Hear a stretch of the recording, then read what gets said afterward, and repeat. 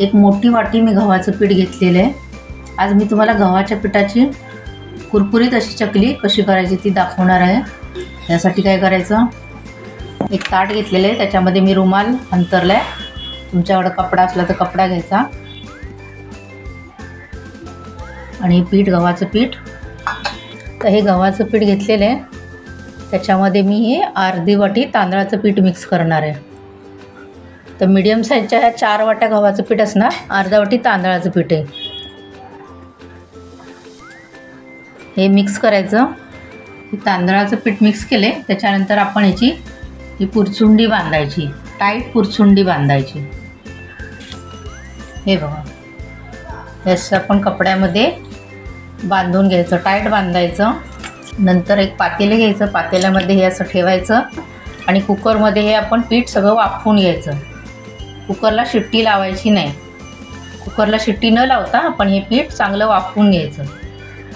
तर मी हे कुकरला वाफवून घेते। हे मी पीठ कुकरमधून वाफवून घेतलेलं आहे, मग ती कठीण झालेलं आहे। आपण उघडून बघूया।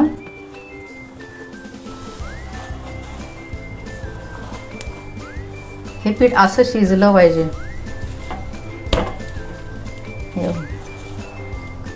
हे असं शिजलं की बरोबर शिजलंय असं समजायचं। जर तर लगेच मोडलं तर ते पीठ शिजलेलं नसणार आणि मग चकली कुरकुरीत होणार नाही, चकली नरम पडेल। पीठ जर नीट शिजलं नाही ना तर चकली नरम पडेल। तर आता हे सगळं पीठ आपण असं मोडून घ्यायचं। आता काय करायचं, हे पीठ शिजलेलं ना हे खिसणीने आपण हे असं खिसून घ्यायचं, म्हणजे पुन्हा त्याचं आपण पीठ बनवायचं। हे असं पीठ बनवायचं, किंवा मग तुम्ही मिक्सरमध्ये तुकडे टाकले, मिक्सरमधून फिरवून घेतलं तरी चालेल। हे सहज होतं, जास्त काही त्रास होत नाही खिसायला। हे बघा,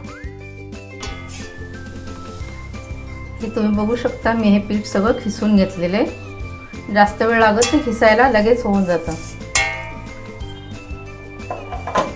आता आपण हे पीठ चाळून घ्यायचं सगळं।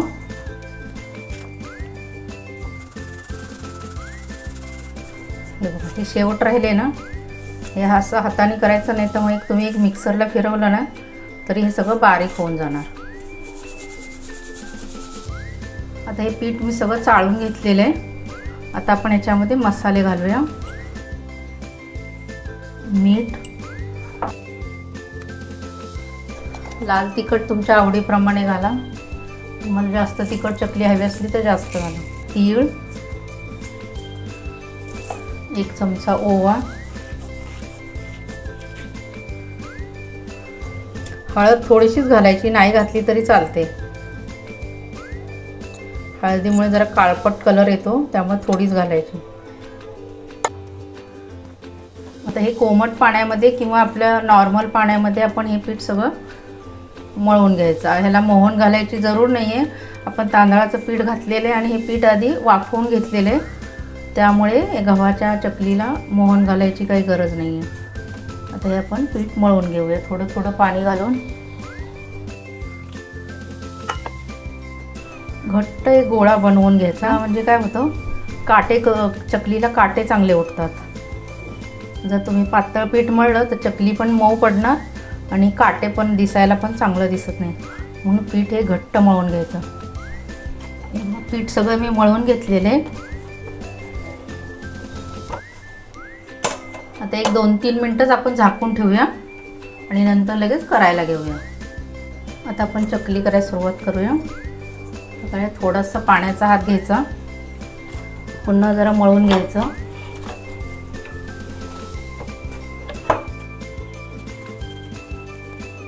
असे गोळे करून ठेवायचे, म्हणजे आपला हात सारखा खराब होत नाही। आम्ही साचा घेतलाय चकली करायचा, त्याला तेल लावलंय आतून। आता याच्यामध्ये आपण पीठ घालूया।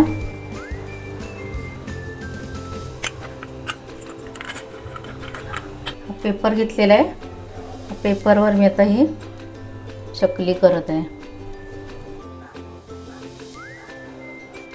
हे बघा, असं करायचं। नंतर हे टोक असं जोडायचं, म्हणजे तेलात तळताना निघत नाही आहे. तुम्ही ताटामध्ये पण करू शकता किंवा तुमच्याकडं जर बटर पेपर असेल तर बटर पेपरवर करू शकता चकली. हे बघा हे मी अशाच सगळ्या चकल्या करून घेत आहे. हे बघू शकता तुम्ही मी सगळ्या चकल्या आता करून घेतलेल्या आहेत. पुढच्या पण मी चकल्या अशाच करून घेते. आता आपण चकली तळून घेणार आहोत.